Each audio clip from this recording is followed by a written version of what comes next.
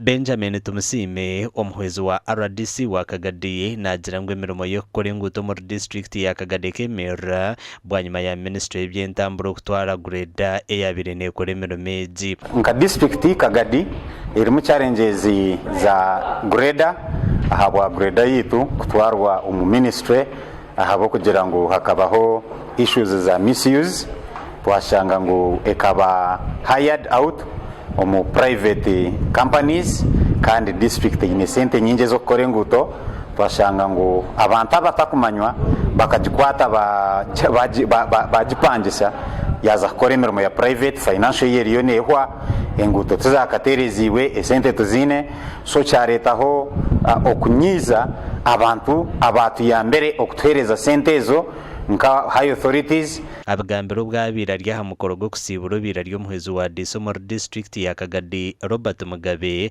hamwe na no kwakira omusya Vincent Charugonza, especially ministry ya works and transport ya withdrawing a grade ejo specifically kugira ngo district ye sorting technical officers abakukora umurumogo na political wing kureba ngo baharmonizinga babasa kugarra grade ejo mu mbera nungi kandi yabasa kugarike kore emirimo yayo. Besides the leadership of Kagadi, we have leaders outside Kagadi who are actually managing Kagadi.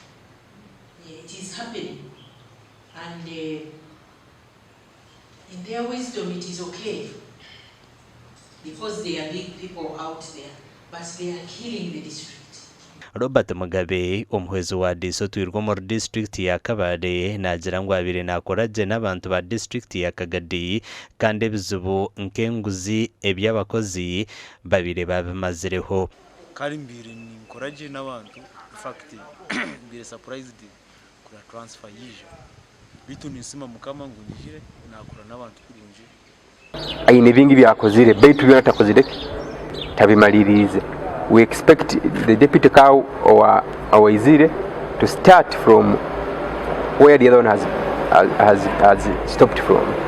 For example, there are issues of enhancing local revenues. Deputy cow Mushyaka Mukuru Charugonza kandi nitweraganiza ngo tujye gukora nayo kurongi deputy cow wakugenda Mugabe Robert kusema bukwa twikaire nayo uri Muzaire not cancelinga not uri ku muhanda gukwata kugaruka isomero buri kimwe kiona. Okwezi kwa gatano kuri kutandika ministry ya works na transport ekatwara ebyoma by'enguuto ebyabire bikwatirwa mu igombora rya Buhumuro beru kukora emirimo y'Abachina. Amakuru agagasha kwa Thomas Tumwebaze.